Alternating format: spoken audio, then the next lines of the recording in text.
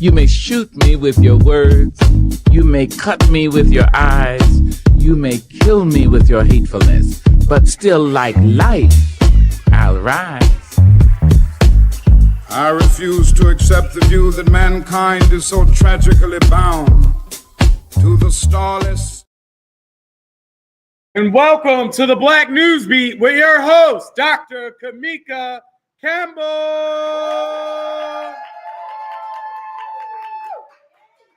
That bar is live tonight. Welcome to the Black NewsBeat with Dr. Kamika Campbell. We have a great show for you tonight. We are streaming live in several places. And I want you to know before things disappear from Facebook that Facebook is no longer promoting live. They're no longer promoting live like that. So the show will leave Facebook after a month, but you can catch us on YouTube, you can catch us on LinkedIn, we'll soon be up on some other streaming platforms. So we're very excited to still be on those places, but just know that Facebook, the lives are leaving. They're not going to stay.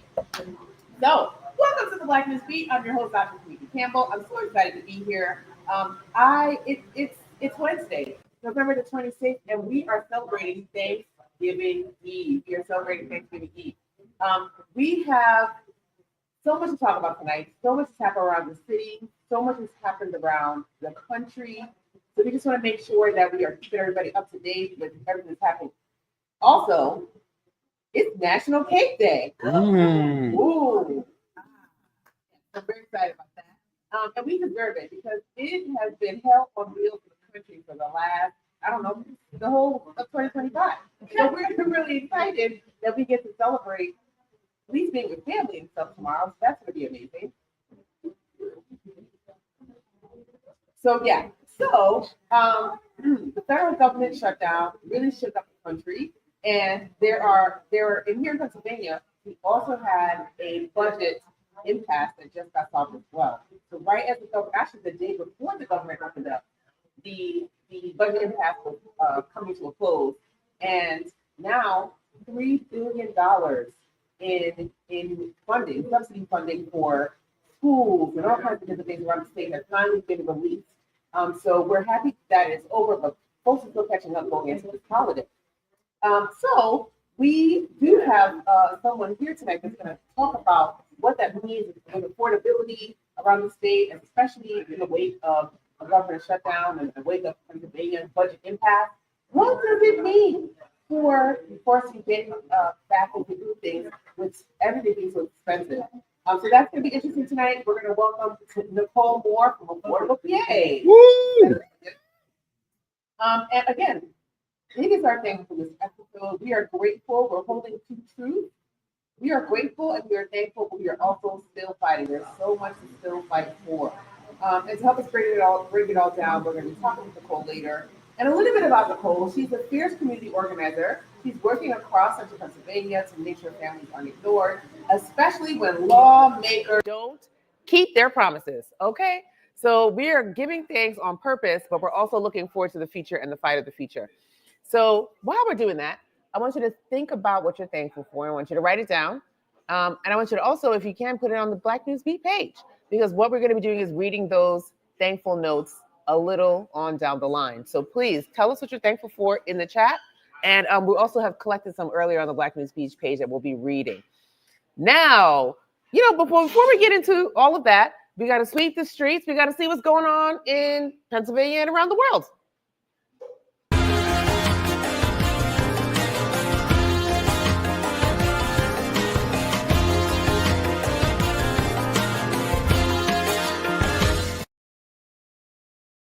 Said around the world, but I really meant the nation. But that's okay, because we have a lot of stories. We want to hit them quick because we want to get to our special guest tonight. But first and foremost, the Crown Act passes in Pennsylvania. If anybody knows what the Crown Act is, the Crown Act really protects people to wear their hair as it is.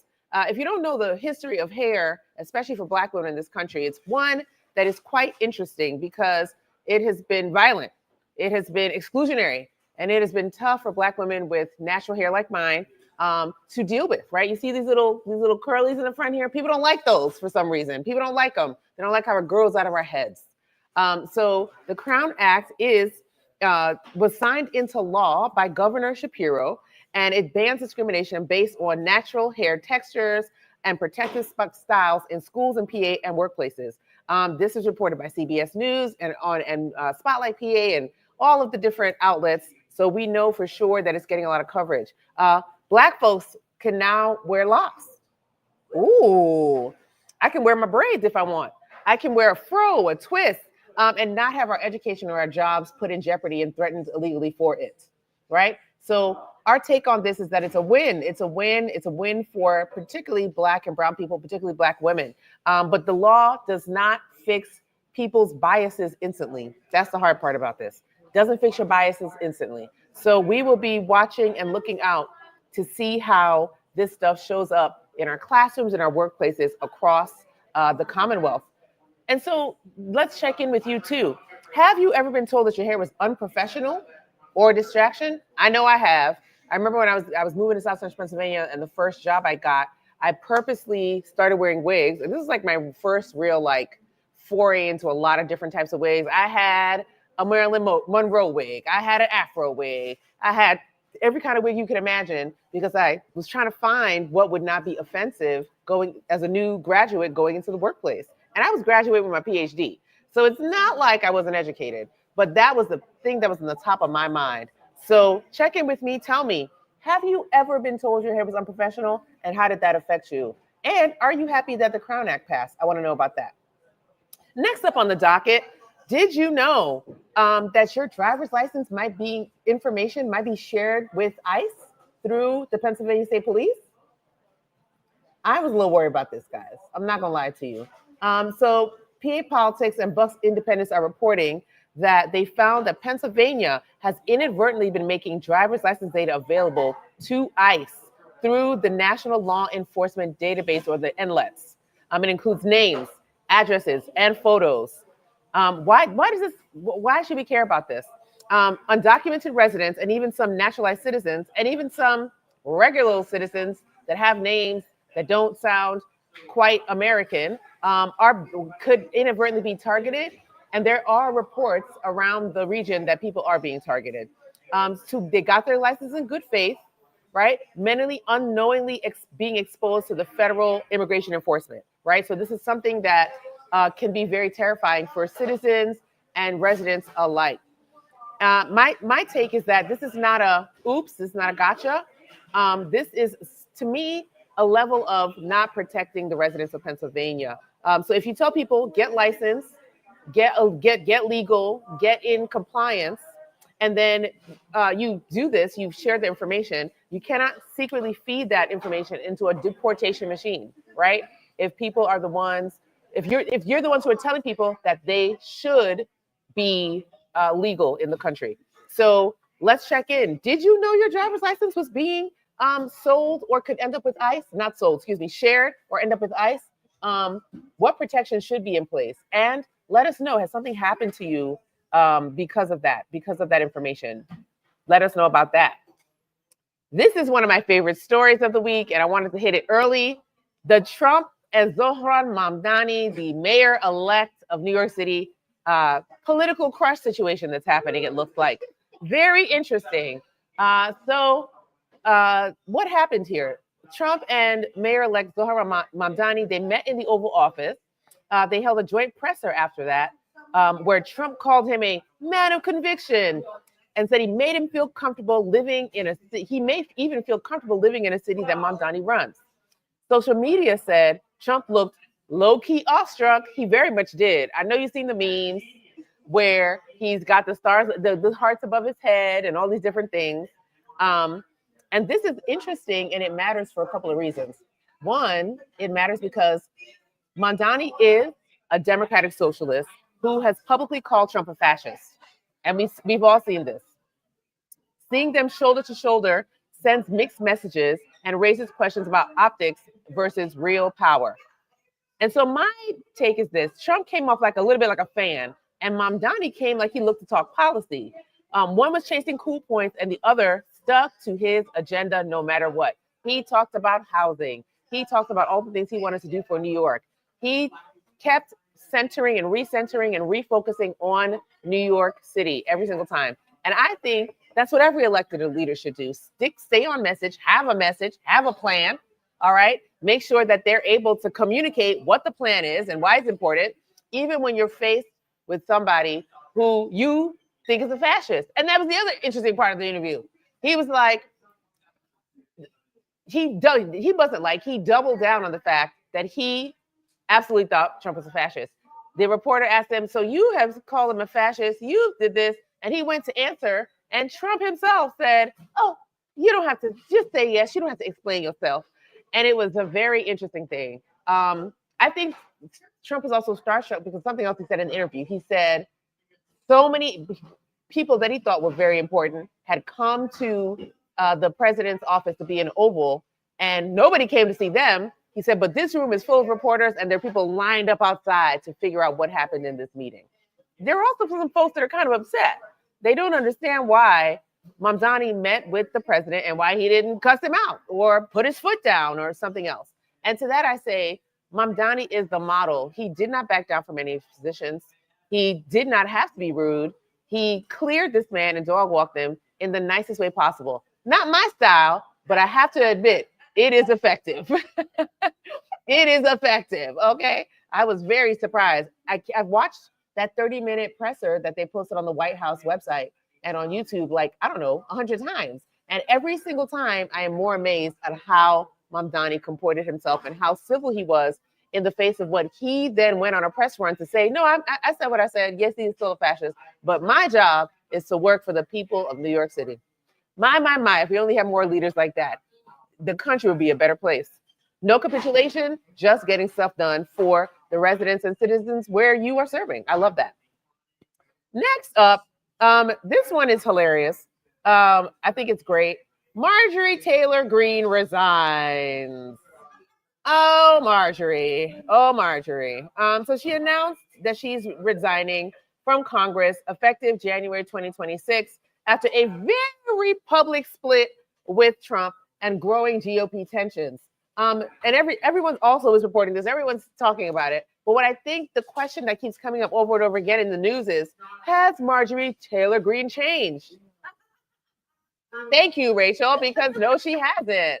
Why do we keep asking this? She literally doubled down in her 4-page statement that she made on why she was resigning on being a terrible person. Her only point of salience here and levity is that she actually stuck up for people who need to be stuck up for, because that's what her constituents were telling her, right? They were like, no, that's one thing I think the American people all agree on is the victims of what happened with Epstein. They want these files released, and they want them released in totality. And they've been calling for this for months. So that's one thing she was on the right side on. But doggone it, if she's not on the wrong side of history on everything else. So no, the question is she has not changed. And this matters because she's one of the loudest far-right megaphones, and she's stepping down out of Congress. And she is also trying to take everybody out with her. That's the other crazy part about this. She is talking about how much people don't like Mike Johnson and how many fractions there are in the party. And she's spilling a lot of tea that I don't think people thought she was going to do. I think she is kind of a bum. Like, why would you step down and leave your constituents without someone, right? Without a member for a little bit of time, because now there's going to have to be a special election or appointment, and that really does not sit well for the people of her district. So I think I don't think she should get any points for this stepping down, personally. So let's check in about that too. Do you think this is the end of her chaos, or just a remix? And what do you think her next play is? So she said she's not running for Congress. She said she's not running for governor, both of which I don't think are for Senate, and governor, both of which I don't think she's going to win anyway. But I think she's going to try to reinvent herself into something else. And it really remains to see what that's going to be. So let's wait and see. Next on my list, and I'm speeding through these for a reason because we got to get to our special guest. Next on our list, the Department of Government Efficiency, also known as DOGE, is no more. Is anybody surprised? Not a person. Trump's must-led, I can't even say it right, Trump's must-led cost-cutting project has been quietly dissolved 8 months early. Ooh, the OPM's director literally said that doesn't exist anymore as a centralized entity. Remember when Trump and Elon floated the idea that savings from Dodge could mean checks to taxpayers? You remember that? With one proposal modeled around $5,000 a person if they hit their wild savings goals. Remember that? Anybody remember that? Yeah, Doge is gone, and so are those checks. They never existed outside of vibes and talking points, okay? And why does this matter? It matters because they slash jobs, they cut programs, they bragged about savings, they're responsible for the deaths of hundreds of thousands of people by cutting the USAID, mainly children, and regular people were left with lost income and zero Dodge dividends. Zero. They ain't saved no money. But what he did do was steal your data. All right. And I have a little song about that. Oh, I forgot to put it up, Buster, but that's okay. We'll play it at the end of the show. But I have a little song I made about that. And it goes a little something like, I'll play the video later because my voice hurts right now and I gotta warm up. Okay. So my take is they wreaked havoc on the agency, but here's a political check that we were never actually going to send. Now the department is dead, but the harm is very real. So many people, including friends of mine from prior administrations who were around the world working for the USAID, all had been called in, all had to be either reassigned or lost their jobs because they didn't want to work under a Trump administration who was actively cutting, not just cutting jobs, but making it really hard for the government to operate. So did anybody ever believe the checks? I want to know if anybody believed these checks. You spent it already. Yeah, I thought I was getting it too, and I spent it already. Okay. So yes, I thought that was very interesting, but not very surprised. Gasp, like, telenovela gasp, like, oh no, we're not getting the checks? Crazy. Okay. Next story is very weird because why is the country experiencing, cities around the country experiencing not so merry bands of bandits? What's happening? Viral clips from Chicago and Baltimore show groups of teens involved in robberies and assaults, including an attack on an elderly man and robberies near Baltimore's Inner Harbor, plus teen violence in downtown Chicago. A mother and son were assaulted, right? Some headlines are basically branding them roaming bands of teen bandits. Communities say that these folks say that the coverage is being amped up, right, to justify more policing crackdowns. So there's two sides to every story, right? So what you're seeing on the news and what you're seeing in the communities. And so why does this matter? It matters because real harm is happening, but the narrative can quickly turn into Black and brown youth equal a threat, which invites more surveillance and less support. And so we talked about this the other night with some friends, and we wanted to know what happens when the community breaks down to such a point that there are roaming bands of teenagers beating up adults and children, right? And a lot of it is centered around bullying, especially the ones in Chicago. They're truly centered around people being, around a child who's being bullied. And when they saw the child out in the street, they jumped the child and the mom. Have they no shame? I thought this was horrible. But what kind of community breakdowns are happening that this is allowed to take place? That's really the question. That's really, really the question. I think that we can demand accountability from these teens, their parents, and the communities that failed them. And resist criminalizing as a whole generation. And that's what we need to do. We've already been down the road of criminalizing a whole generation. It's not something we want to do again. And if the solution offered is only cops and no resources, that is not safety, that's control. And it didn't work before. Why would we do it again? And is there really a spike in youth violence, or is it a new season with more moral panic, right? And I will say, we've seen some of that here in Harrisburg too. A friend of mine was walking in the park with her grandsons, and she saw some kids jumping some other kids, and she tried to be like, stop. And the kids were like, we'll stab you too. That's a real story. So this is not something new that we're seeing in Chicago or Baltimore. It's happening in a lot of places. But again, what is the community breakdown that is stopping, that is causing these situations and stopping teens from living full lives in their neighborhoods? And why are they beating up adults? What is happening? No village. Exactly right. No village. And this story is sadder. It's happening right here in Harrisburg. A 13-year-old runs for help after watching his mother be stabbed. This is really sad. In Harrisburg, a woman was stabbed to death inside a home near South 17th and Vernon Streets. And what officials say was a domestic violence related incident. A 13-year-old boy ran down the street yelling, "My mother was just murdered. My stepdad killed my mother," after witnessing the attack and asking neighbors for help. The man, who was in a relationship with the victim, then reportedly turned the knife on himself and ended up in the hospital with serious self-inflicted wounds. So why does this matter? This is not just a crime story, right? It's a domestic violence homicide with the intent of making it a homicide-suicide with children involved, a child involved.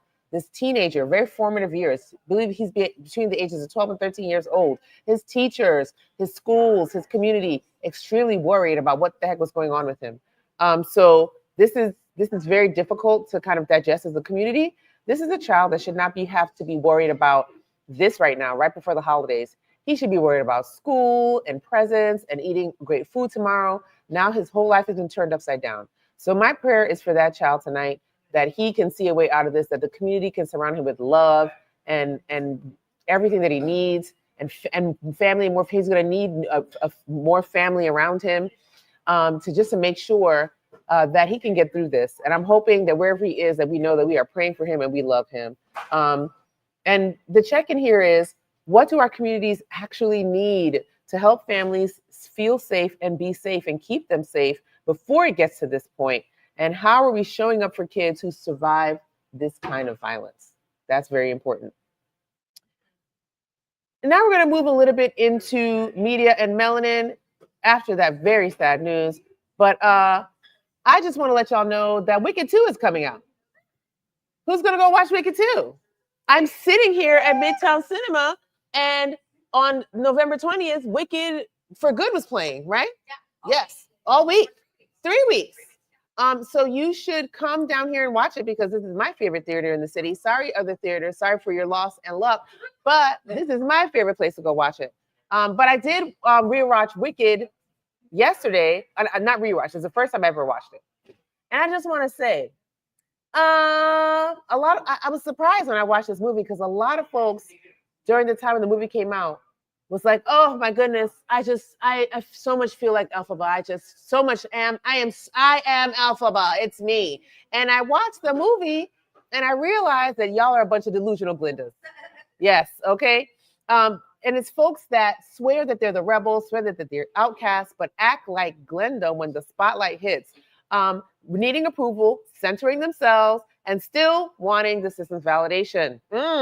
That's what I loved about the first movie, is no matter what, Elphaba stood on her convictions, no matter what. Even her convictions to help somebody who literally in the end would not stand by her, which is crazy.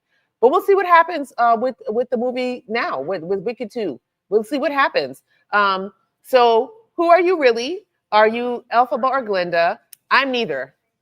By the way, I'm neither Elphaba or Glenda, because if I was Elphaba, like y'all think of Elphaba, I'd be using all my powers to terrorize y'all all the time. That's what I would be doing.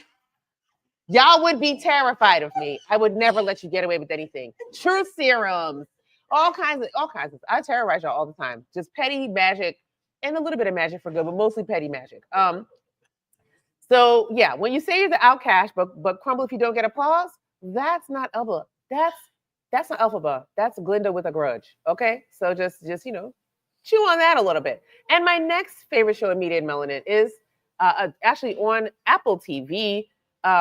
Anybody watching The Morning Show? Oh my goodness. Who is watching Mia? Who is watching Mia on The Morning Show? Mia Jordan. Is it finally her time? So the latest season of The Morning Show just wrapped, and Mia Jordan, Karen Pittman, not just, I think we're like 5 weeks behind, but that's okay. Mia Jordan, played by Karen Pittman, who is a phenomenal actress, is basically the last steady adult in the room, positioned to take over as leadership has completely fallen apart. So we love seeing a Black woman centered, but we also know what it looks like when a Black woman gets promoted into a burning building, which is what is happening on The Morning Show and UBN. I think that's what it's called. Yes, the station on the show. She has earned the seat, right? She's definitely earned her seat. She's been put aside. She was a producer. She fought her way through and up. But sometimes the top job is just a fancier front row seat to dysfunction, and sometimes become part and parcel to it as well. So would you take a promotion if it meant inheriting all the mess? Or would you walk away? I'd like to know. Tell me that in the comments, okay? Next up is our There's Nothing to Do in Harrisburg segment, also called Upcoming Events. So just a recap, a little bit of recap. We had Friendsgiving at the Broad Street Market last week, Thursday, and it was the best Friendsgiving we've ever had. We took the Broad Street market manager, Sherry, up on her offer to have an after-hours event at the market, and it was so cool. It was one of the coolest things I've ever seen. So we pulled in the YPOC tent. We had Miss Marie's chicken and rice. We had a smorgasbord charcuterie. It was beautiful. And we had such a great time. So I'm really excited about that. And we hope you guys join us next year for that. So there are some upcoming events that you should be aware of. Small Business Saturday, the Black Market at 19.5 North 4th Street is this Saturday starting at 10 a.m. And one of my favorite events of the year is coming up into December after the holiday is Joy to the Berg. Has anybody ever been to Joy to the Berg? It's one of the coolest events. I just love it so much. And December is going to be December 14th at a new location. Usually it's all the way out there in Hummelstown, but it's going to be at a wonderful brand new location at Appalachian Brewing Company at their Appy Bar on the 2nd floor. So you should definitely come and check that out. It's a bunch of musical acts. They make an album. It's super cool. And the proceeds go to help the unhoused in our community. So it's very awesome. And of course, our YPOC holiday party is coming up in December. Do you know what day that is, babe? I forget.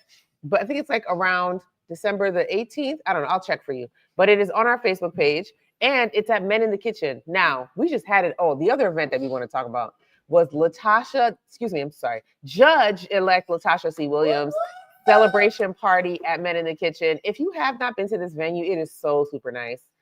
We were on the 3rd floor. DJ Bach was spinning. The food was tasty. We had cake. You know, I got to do a little ditty. I got to say a little something that's tagged on the Facebook page if you want to see it. And it was just a wonderful celebration. I haven't seen a celebration like that in a long, long time. So, and the space was perfect. And we filled the space. Over 150 people came to the celebration on Saturday night. So just to let you know, we were popping our collars a little bit. It was a really nice evening and full of supporters. And congratulations again to Judge-elect Williams. It was a wonderful, wonderful celebration for her. So to follow up that, we're going to have several celebrations coming up there for other electeds. But the YPOC Young Professionals of Color Greater Harrisburg, if you're not a member, you should probably become a member and come to our holiday party. We have an amazing holiday party every year, but this year we're having it at Men in the Kitchen to support Justin Coleman and his entire staff. We always want to put our money where our mouth is, and that is back into our community. So we are very excited to have that. Let me see when this party's at. Let me see. I forget. I'm gonna have to look because I really don't. I was looking on the Facebook page earlier. That means we got to put it up, but I know it is coming up soon. It is probably the third or fourth, the Thursday before Christmas, I believe. So it'll probably be the 18th or 19th. So December 19th. Thank you. Yeah. December 19th. That's when it's coming up. All right. And we got through the first segment. Yay! And that just means it is time for our special guest. So we will be right back with our very special guest tonight, Nicole Moore from Affordable PA. See you in a sec.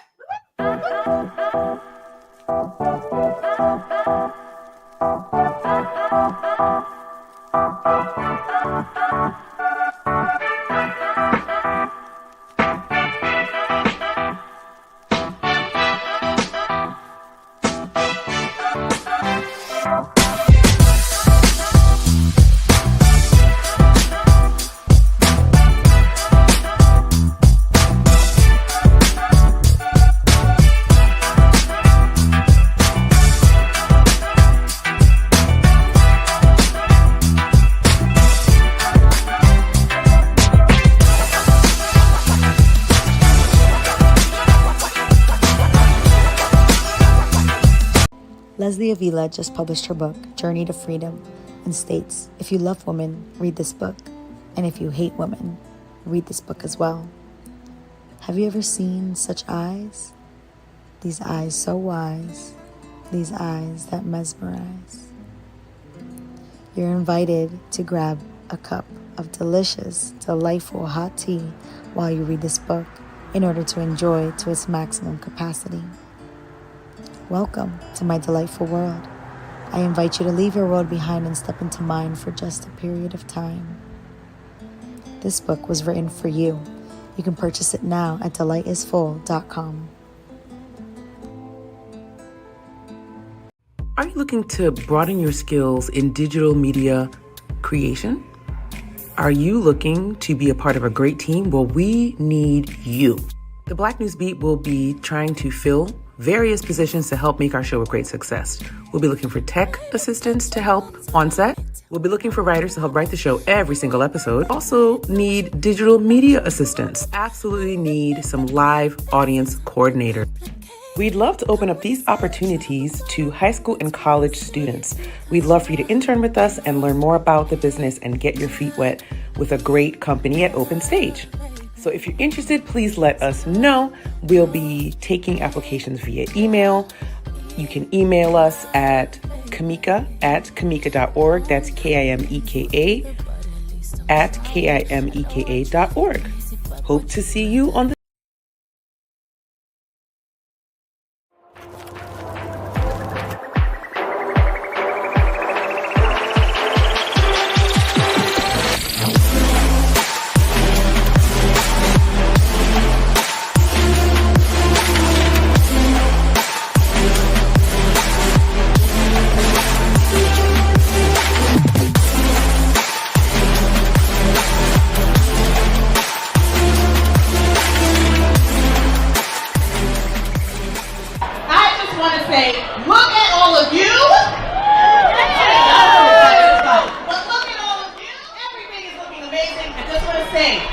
shout out to all of you, the community that helped make this night a success and the whole week a success.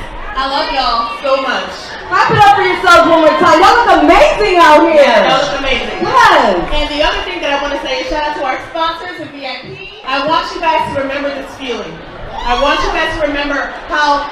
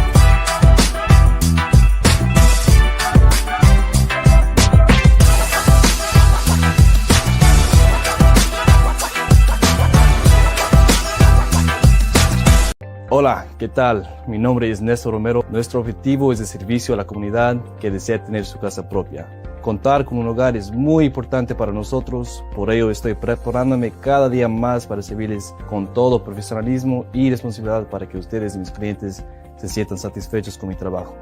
Junto con mi equipo estamos listos para prestarles todos nuestros servicios. Nuestro equipo puede orientarles y llenar sus expectativas de todas las personas interesadas en comprar y vender una casa.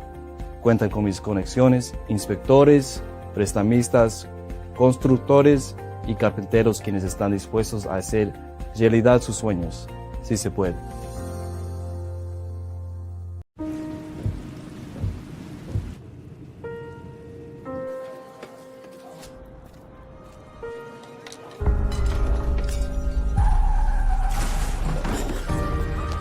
Call 911. I'm just gonna apply some pressure, okay?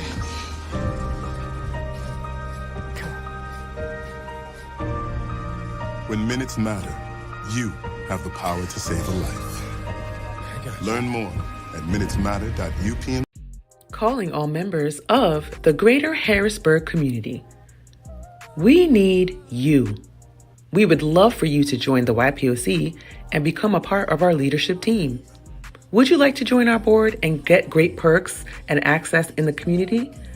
Think about it and let us know. We'd love for you to contact us as soon as possible if you are ready. You can email us at info@ypoc-hbg.org. Helen Peguero is a Latina teacher with a specialization in bilingual special education. With a passion for supporting children from immigrant families, she helps them embrace their identities amidst the diverse cultural landscape of the U.S. Her bilingual children's book, Elena and Her Curly Adventures, aims to teach young readers the importance of self-love and acceptance. Through her work, she empowers children to celebrate their uniqueness and thrive in a multicultural world. To purchase Elena and Her Curly Adventures, you can visit Amazon or www.helenpeguero.com. Yay! We're back. Thank you for bearing through all those commercials while we worked out all the things we're working out. But now joining us is someone who has been out in these streets and in the strategy rooms, Nicole Moore. Hello. Hi. Thank you, Dr. Campbell, for having me. Of course. So as I told you before, she's a community organizer. She's a political strategist. She's the founder of Voices 365 and a part of Affordable PA, fighting to make life more affordable for families across central Pennsylvania. Yes. Nicole, welcome to the Black NewsBeat. How's it going? It's going great. Good, Happy okay. that Thanksgiving is approaching us. So we're going to eat some good food tomorrow, be with our family and friends. Absolutely right. Thanks for having me again so that I can talk about affordability and all the wonderful things that you highlighted already in today's show. Yeah, so I was trying to pick things that we could talk about literally for that reason, to talk about how, how folks are being affected by the current climate. Mm-hmm. You are doing important work as an organizer for Affordable Pennsylvania. So tell us about your role and what you're doing there. Sure. So Affordable PA is an organization that likes to highlight local families and the real cost that they are dealing with from our Republican legislators, in particular Congressman Scott Perry. Mm-hmm. And we want to hold him accountable for the broken promises that he made and that administration has made in saying that they were going to bring costs down. But we see with the support of the tariffs, we see that our groceries have not gone down at all. Every day. But I thought they were 25% less. Right. Right. But if you've been to a store, if you've helped your child get ready for back to school this year, but if you are a small business, you are feeling these real, hinges on our society. Absolutely. And so, as a regional organizer, I like to bring real faces to these conversations in front of our legislators. Absolutely right. Whether it's through social media, whether it's a LTE, or hosting an event. We highlight these real people because we can say 25,000 Pennsylvanians are being affected. Wow. But when I can show you Jessica, right here from Harrisburg. That's right. Or when I can show you Jackie from Lower Paxton. Yes, that's right. It makes a difference. Absolutely right. So let's talk a little bit more about when you say you're fighting to make Central Pennsylvania in particular more affordable, what does that actually look like for the families that you're fighting for the individuals, not just families? A lot of people kind of leave single people out of these conversations. What does that look like for Central Pennsylvanians? Yeah, well, first I'd like to say it looks like working families, working individuals, because a lot of the stigma on these benefits that have been cut and halted are believed to only be used by a certain sector of our community, which is not true. These are working people that put in full-time hours that still cannot afford to live comfortably here. So what does that look like? It looks like the fight, like I said, taking their story and highlighting it to the legislator, but it also looks like bringing resources to them. So 2 weeks ago, I held a food drive for the Caring Cupboard, a pantry in Hummelstown that this time last year had an abundance. And now because of the uptick of who needs to come and utilize the pantry, they don't have that. And so our plan Bs may not be our plan B. And so so we held a food drive for them and they had record number donations. Wow. We had the media there. We had folks coming out and excited to help feed neighbors. And so that's part of the help to bring resources to you. last Friday at the First Baptist Church of Stilton. They hosted a open enrollment clinic so that you had real brokers and penny representatives there to help you guide you through this new maze of affordable health care, which is now not so affordable. And the reason why we highlight and hold accountability where it belongs is because our congressional members have the tools. Yes, they do. They have what is needed to help these families not deal with 170% hike in their premium costs. That's right. And they're refusing to do it. Absolutely and so right. we have to fill in that gap, make sure we're providing the resources to help the families get through, but then hold those accountable. Yes. So that you are thoughtful Absolutely when right. you are selecting your congressional or any legislative members. And we recently had a municipal election here. We have. And so I think the voters spoke very loud. We had 42% voter turnout in Dauphin County. Yes. We had, on the Democratic side, I think we had 47% of the people, of the 42% of people who voted, 47.5% of those folks voted Democratically. Yes. And swept the board, except for one seat at the row office level, and then a plethora of seats around the county. Yes. And so I'm saying that to say, I feel like voters are more tuned in what people have been considering off-year elections than they ever have before.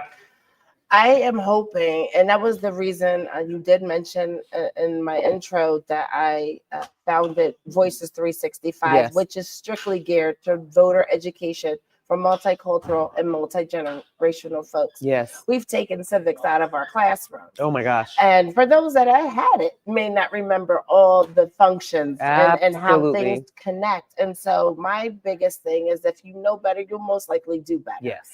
And so if we put the information out there for you, hopefully that empowers you, and you now realize where your voice really lies. Absolutely. And how important your voice is.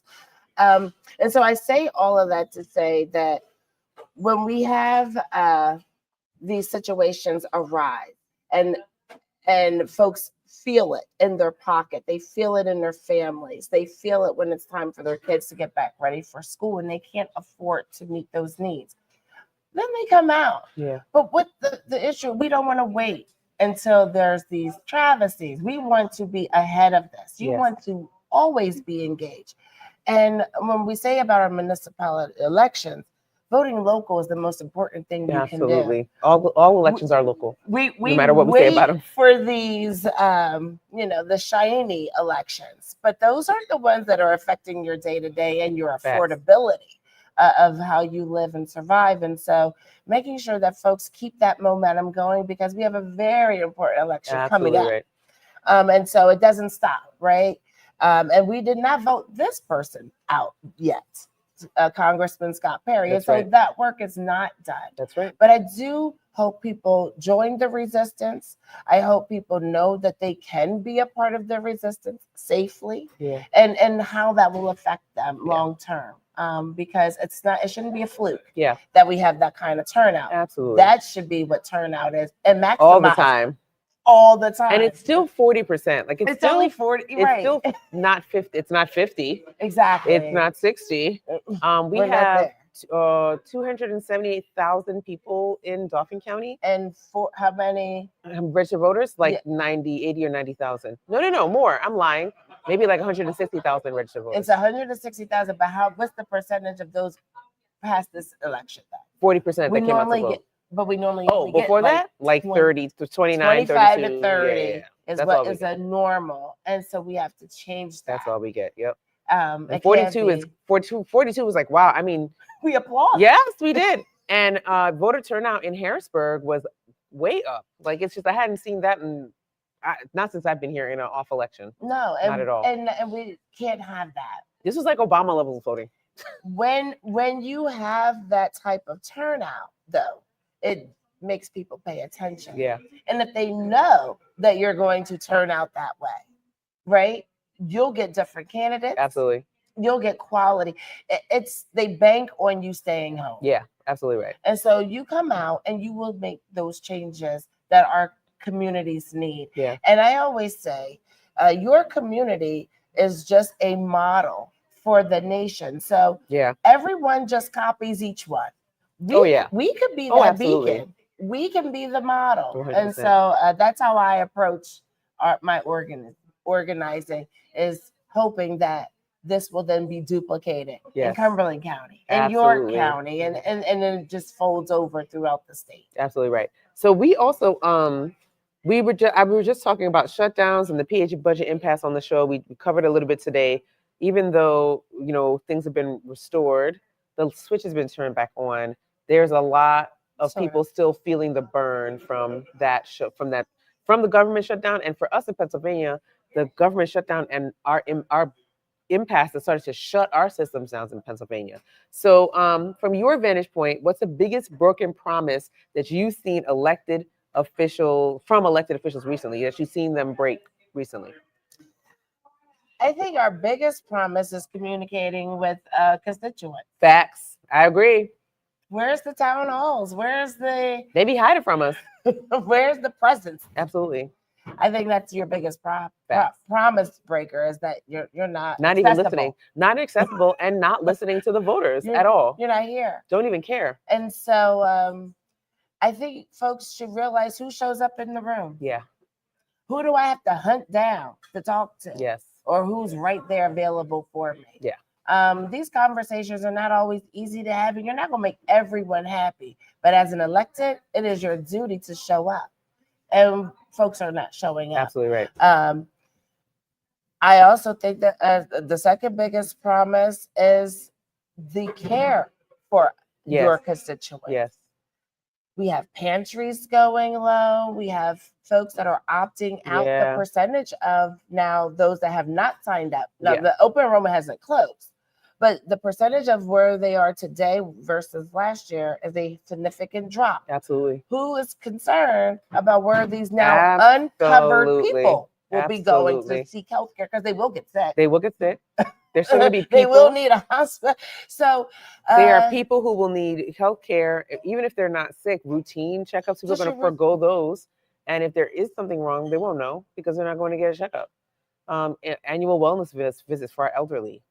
There are so many different things. If you can't tell, I worked in healthcare, because I know all the breakdown. Oh, the points of breakdown. Yes. I mean, and what was interesting for a long time is we were moving towards a value-based care model, which means that you take care of routine stuff on the front end so that you're not having the big breakdowns on the back end. But if people cannot afford their healthcare, right? We're not even being preventative. Can't even be preventative. And that's a huge problem. And so where's that care? That's right. Where's they the show care? up, they care, they kiss our babies, Absolutely. they do all these things, but now our health is really at risk. And where's that conversation? Where's that conversation at? They just don't want to. They've been trying to kill the Patient Protection and Affordable Care Act with a death by 1,000 cuts, right? Take this piece out. With take nothing this piece to out. replace. Not a thing. There's no replacement anywhere. So, and people are like, well, it's not. It's just, everyone calm down, said the gentleman from Minnesota, Representative Fishback, when people were asking her, oh, everybody calm down. It's not that big of a deal. It's only affecting just like a couple of million people. Yeah. When you put that stress of a couple of, even if she's lying, it's not a couple of million people, it's many more people. It's many people. But if you put that stress of expelling people from healthcare coverage who were not only utilizing the coverage, but getting their lives together with healthcare coverage, making sure they were being responsible, going for their annual wellness. The insurance companies, even though they make money hand over fist, we know that's a grift. We know that. Even the health insurance companies were giving people points because they understood there's a cost savings so they can make more money. Go to the doctor early. Have you gone for your physical? You get points for that. If you do all these different pieces, you get points for taking care of yourself. Mm-hmm. Now, if they're not on any insurance, how will they even take part of those programs? They won't. Yeah, and no one's drawing that concern or conversation. That's right. And that's why we continue to come out and highlight these. We also help folks realize that just because you're not taking advantage of those services does not mean you will not be affected. You will not be. You will still be absolutely affected, because these people will still be in hospitals that you will have to. You will end up paying for at some point, right? Well, not only will you pay for it, but you will need to yes, utilize. You will need to utilize. And these services will be inundated. And we already have a Absolutely. lack of nursing. We already have a lack of doctors. Well, So that's how do okay. They we- just also declassified nursing as a professional, which is crazy. It's just kind of wild. So when you compound all these things, especially we sit here in Harrisburg, and so sometimes we forget about our rural neighbors. Yeah, absolutely right. But when you put that pressure on a rural community that has one very small clinic or That's hospital, right. That's what happens. You end up now with no healthcare. Absolutely. And I think the other piece too is cutting off health insurance to those folks also puts our hospitals and our clinics in danger, because now they're not getting the funding from people at higher levels who were covered under insurance and were getting reimbursement for the services they were rendering to the communities, people in the community. So they're not getting the money they need to meet the mission, which is to provide healthcare to people. Yes. And so understanding these connections again is, I think, will help people make more intelligent decisions. Yeah. For those that say, well, SNAP, I don't utilize SNAPs. Right. Well, the grocery stores count on They SNAP. do. That's right. And so in your community, in your community, and not just grocery stores, even your smaller little mom and pop stores, the bread store that I like to go to, the smaller like convenient stores on your corner, take EBT. Those are some all of that is funding for the business. That's right. So when they lose that, you're losing your. So people have to understand how these connections actually work. Yeah. Because it's not just you that benefit from the benefits, but it's all of us as a community. Because then these services are available for us because we pay into them. Literally pay people to provide food in our communities. That's literally what that's for. And then also paying folks to provide healthcare in our communities. That's what those things go to. Absolutely. And the affordability. The affordability of all of it. Right. You should. I'm always nervous about affordability because there are already things that are just unattainable, unaffordable for folks. Like you just can't get to them. You can't get into a Harvard unless your family has money, or a school like a Harvard, right? Like it's expensive. All these things are already expensive. We do all this work as a society to make these things less expensive, and then we come along and cut people's feet out from under them with healthcare. It just seems very weird. Very intentional. With intention. And so Very we have to be intentional about how we organize, move, and then how we select our representatives. Absolutely right. And so my last question for this portion of the interview is, Affordable PA lifts up real stories. Can you share one story, if you can, it's okay, that sticks with you, that shows why this work is so urgent? Absolutely. I'll share two. The first story is Jessica. I won't share last names because I didn't say I would share this today. But Jessica shared with us, and it was placed in our back to school report. She has 7 children. Her SNAP benefits have been reduced, and she is now not working. And so affordability for back to school was almost impossible. Yeah. Normally, she was able to get the kids sneakers and do all those things. The same pair of sneakers that she was going to look at again, because it was affordable for her to get last year, all the kids now went up twice or 3 times as much. So now the kids went without those. Her one daughter plays field hockey, and the equipment just to support her playing a school. So the sport itself didn't cost because it's a school sport, but her socks cost. Absolutely. The cleats cost. To feed her cost. And kids playing sports, they require a lot of fuel. A lot of fuel. A lot. We're going to this place, that place. I have to get siblings up. So there's a lot that went into back to school this year that she had to realize, I can't pay bills. Yeah. Because I'm not going to let my daughter not participate. Wow. Or not have. And so those are real families that concern me when something as basic as socks. But the socks for field hockey, okay, Dix, we have to talk about that. We're gonna talk about that too. $40? Are they imported? Is it tariffs? $40? What's happening? Socks? Okay.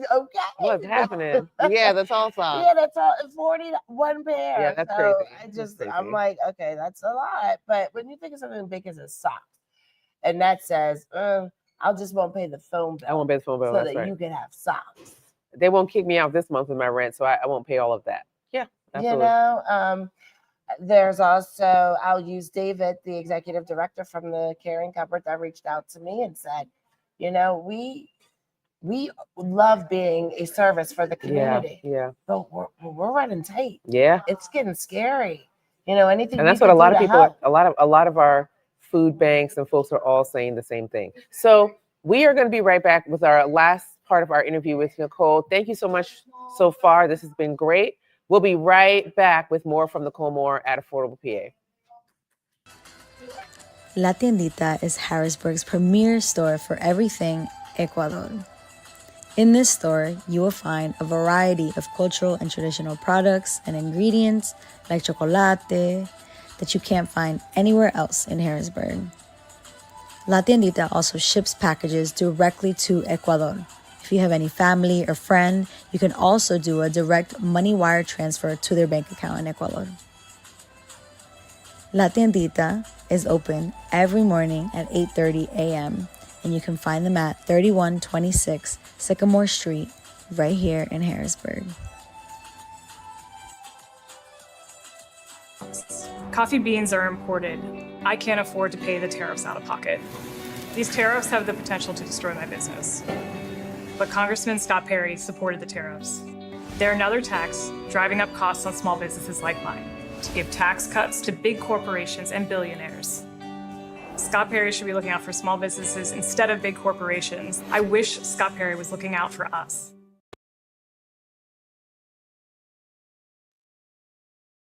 Congressman Perry is trying to take it away to give more tax cuts to billionaires. That's just cruel. I'm an independent. I care about issues that impact veterans. I wish Congressman Perry would stand with us.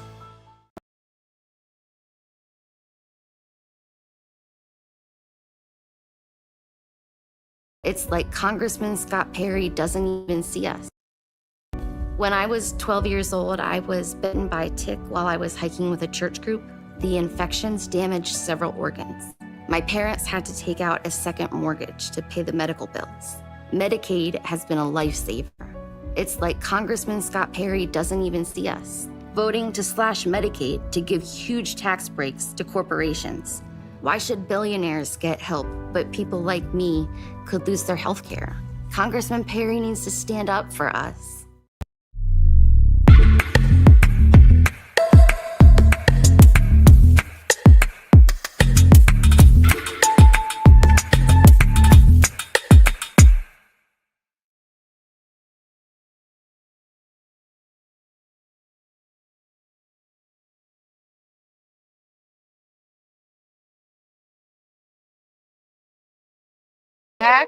Welcome back to the Black News Beat, and we are here with Nicole Moore from Affordable PA, and we're having a really great conversation on what affordability means, and what people are experiencing, and what you can watch out for too as a resident of South Central Pennsylvania as she does that work. So let's pick right back up. I want to talk about faith and organizing. Your bio says that you are rooted in faith and service. How does faith shape the way that you organize and make decisions? Well, each morning I start off asking to be led and to be guided so that I'm in the space I'm supposed to be. Yeah. I don't want to be anywhere I'm not supposed to be. And so I do ask for direction in that way. I also take it as a duty to make sure my neighbor's okay. I don't have to like you to make sure you good. You know, checking on you takes 2 seconds. I'm gonna hang with you and you ain't gotta live with me. But to make sure that you're okay takes nothing from me. So I think my faith plays a major part in how I operate with others. And this work in particular, because as you know, it's not just affordable that I do things for. Wherever there is a need, I like to be in service. Absolutely right. Absolutely right. I love that. And holidays and survival is a really big topic right now. People are really wondering, not even looking, but folks have been trying to figure it out. And I think the crunch time is now. How are we going to get through the holidays, right? Holidays are supposed to be joyous and fun. And there are families watching this who are heading into the holidays feeling left behind. What would you say to them tonight? I would say, do not be in despair. We are still joyous. We're still happy. Like we said, we just had this major victory. So, you know, what good comes bad, but you don't stay on the bad. We stay positive.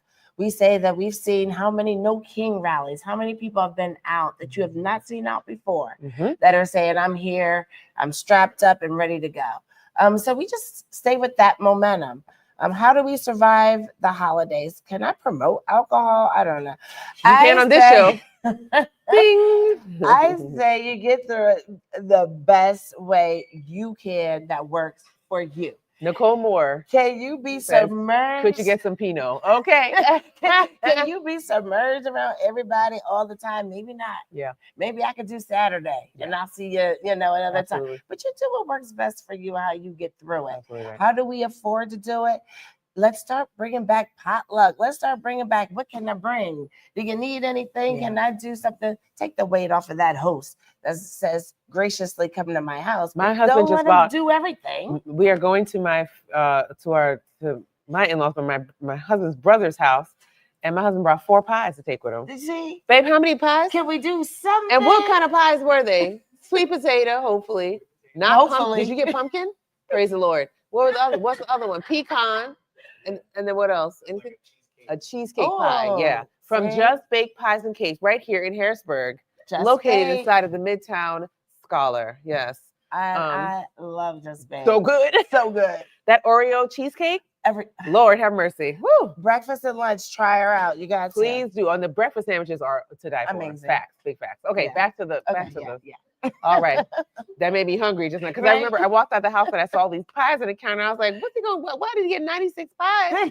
We're just going for a day. So we're going to keep one of those at the house. But he's taking the exact message. That's right. Don't leave it all up to the host. Let's everybody chip in and make sure we're bringing something. Yes, absolutely right. And so how can people plug in? If someone is watching from Southwest Pennsylvania or from anywhere else, across PA or across the Northeast or even across the country, and they're thinking, I want in, right? But I've never organized before and I've never really been a part of something. A lot of people say, well, I don't get political.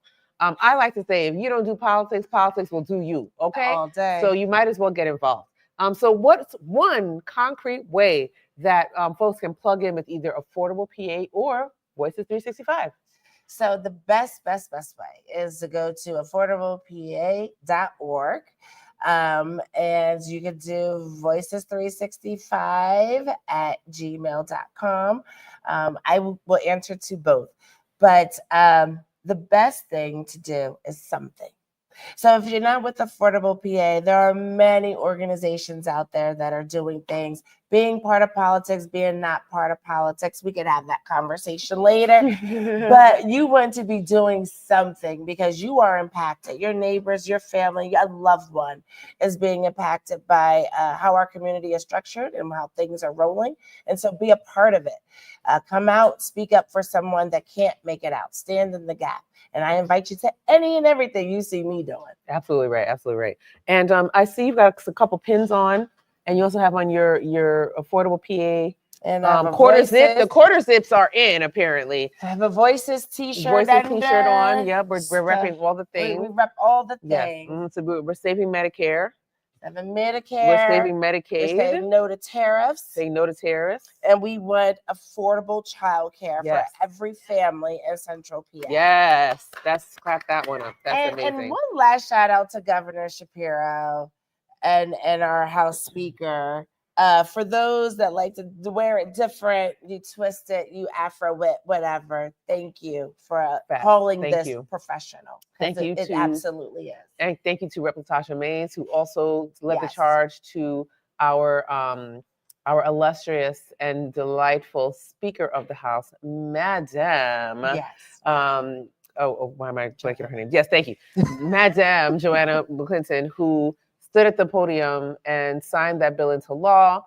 And it's just really exciting to see that happen. And we're looking for much more from all of our reps, from the Black Maternal Health Caucus, from the Pennsylvania Legislative Black Caucus, AAPI Caucus, Hispanic Caucus, and also just everyone, not just the white members too. We're looking for more from y'all too. Thank you. Because your constituents are affected as well. There was just a vote to vote against, there was a vote for a resolution to tell the federal government to not use slavery as a punishment for crime. Mm-hmm. And do you know 11 Pennsylvania representatives voted against it? Said no, they don't want to vote for that. Yes, I'm aware. So these kinds of things, we celebrate our big wins, but we celebrate them big because we have other things like this lurking right around the corner. Because it's not over. Right, it's not over. The fight's not over. So I wanted, for your last piece here, I want to do the thankfulness tie-in. This is our thankfulness episode. Yeah. So even though we are fighting, you're fighting the good fight. I want to know what you think. And you've already, just been exuding thankfulness and positiveness anyway. So since it's our thankfulness episode, what are you thankful for in this moment, even in the middle of all this political chaos? In the midst of the storm. No, I am super thankful. I am a mommy of 3. I'm thankful for them. I'm thankful for my family. I'm thankful to have a job in a time where there's folks that are looking for employment or their employment is shaky. I'm thankful for that. I am thankful for the annoying smallest or the most annoying biggest thing, because I'm still here to experience them. So life, I am thankful for life. I'm thankful for friends like you who says, come on, talk about what you're doing, and invites me into spaces where I feel welcomed and valued. So I'm just thankful. I love that. That's amazing. So thank you. And I just want to thank you. I'm thankful that you came here tonight to talk such important business for our residents of Pennsylvania, for residents of South Central PA, and really for America. These are points that resonate all across the country. It really does. Right. And you know this from living elsewhere. We're not unicorns. That's right. We're not. What's happening here is happening next everywhere. Door to us. That's right. And so, like I said, we can be the model. That's all it is. We're just a nation that has copied other communities. That's right. Let us be the ones they copy. That's right. Absolutely right. Thank you for being here. Thank I appreciate you so much. And we will be right back with Last Lap, where we're going to talk about thankfulness. Appreciate y'all. See you in a sec.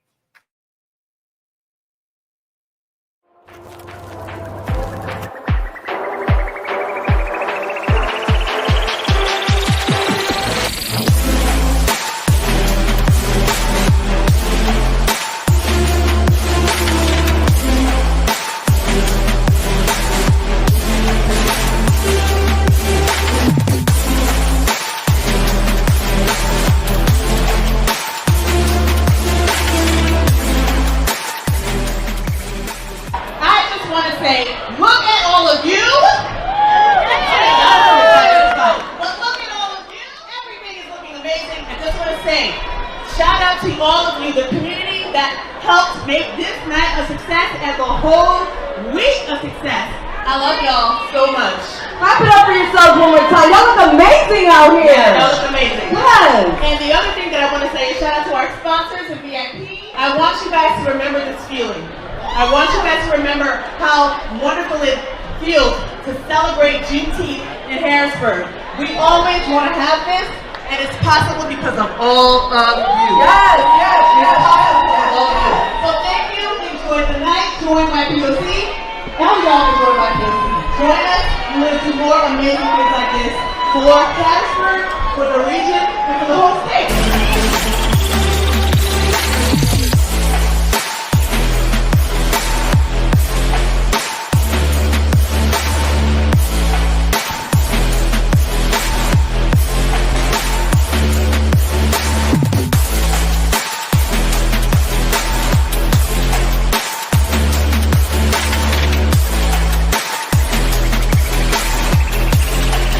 I built my coffee shop from the ground up.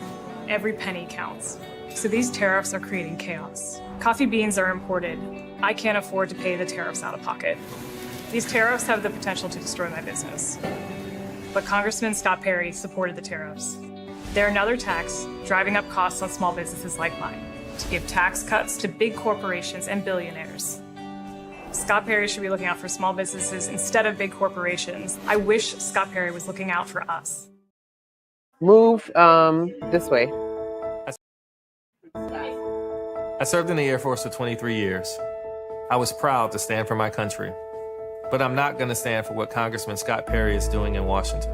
He's forgotten about us. Perry voted to cut health care that veterans rely on. That's just not right. We deserve our health care, and Congressman Perry is trying to take it away to give more tax cuts to billionaires. That's just cruel. I'm an independent. I care about issues that impact veterans. I wish Congressman Perry would stand with us.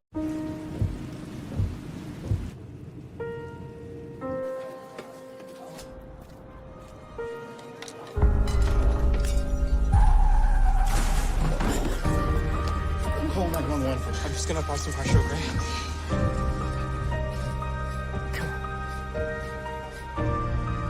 When minutes matter, you have the power to save a life. Learn more at minutesmatter.upmc.com. Ready. I am thankful to be back. This has been a great show for me. I'm so thankful to have Nicole here. It was great to have you here. And we are in our thankfulness part of the episode. This is the last stop. We're ready to go celebrate Thanksgiving tomorrow. It is Thanksgiving Eve, and we got a couple folks here in the studio, and we have a couple folks who submitted online. And so the question is, what are you thankful for? It's super simple. So Elliot, what are you thankful for? That's right. Elliot Faust is here in the theater with us at Midtown Cinema, and he is defending his dissertation on December the 5th. He is going to be Dr. Elliot Faust, and he's going to run for president one day. That's all I want in my life. And so we're so happy for you. We're so just honored to be able to know you the last part of this journey. So we're very thankful, for you being a part of YPOC and giving everything that you did. And I know how hard a doctor it is, and his is harder than mine. He's doing a whole bunch of fun stuff with weather and things. So Elliot is just an amazing person, and we are very thankful. I'll be on the Zoom. Absolutely. No, I think I'm gonna be there in person because I thought I was going away that weekend, but I'm not. So I think I'm gonna make the trip to State College. So I want to be in the room. So I'm very excited for that. And Rachel's here. What are you thankful for, Rachel? I'm thankful for Wicked for Good because it's a really good movie. Rachel's thankful for Wicked for Good because it's a really good movie. I'll be seeing it tomorrow. Support art, support theater, support cinema. So half a day what? Half a day we open at 3. Oh, half a day. They're open at 3 in the afternoon? Yep. And so you can come here tomorrow evening if you want to see Wicked for Good or Wicked 2. Is that Wicked 2? Too Fast, Too Wicked. Too Fast, Too Wicked, apparently. So yes, definitely come out to Midtown Cinema over here on Riley Street, the corner of Riley and 3rd. Is that right? Yeah, for the most part. Riley between 3rd and or 2nd something. Yeah, 2nd and 3rd. There we go. And please come and patronize this wonderful theater, movie house. They do a lot of great work here. And Basir's here. What are you thankful for, babe? Life, friends, family. Amen. Life, friends, family. And then we have a couple of folks online who also told us what they were thankful for. So my friend Susan says, I'm thankful that all 3 of my kids are doing good. Raising them, especially the first 2, had a lot of ups and downs. I thought the world would chew them up and spit them out, but they are slaying it. I love that. Congratulations to you, Susan. I'm so glad you are in the Black NewsBeat community. That is a wonderful testimony. A friend of mine is thankful for, and she posts a picture of, it's the baby cats. And she said, and that I own a house, even though getting there almost ended me. Listen, home ownership is ghetto. And adulthood is the most ghetto hood I have ever been in. It is terrible here sometimes, especially right now. But being a homeowner is a bright spot in all of it, even if you have to finance your property, because you do get to call something your own and you get to develop it. And it's very awesome. So yes, I agree, honey. It will try to end you on the way to home ownership, but we will get through it. A very dear friend of mine and someone that I work with on a weekly basis, Jamie Phillips, says, I chose me and have found my people in all aspects of my life. My friends and clients are all queerdos. I love that. Shout out to all the queerdos, right? Or at the very least, aggressive allies. And it feels so good to be loved without a mask and in community.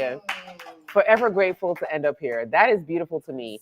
When you get to Thanksgiving and you get to this time of the year, it's the end of the year, a lot of people look back at their year and they go, what have I accomplished? And I think that's one of the greatest accomplishments that I've ever, I ask myself this every year, what did I really do?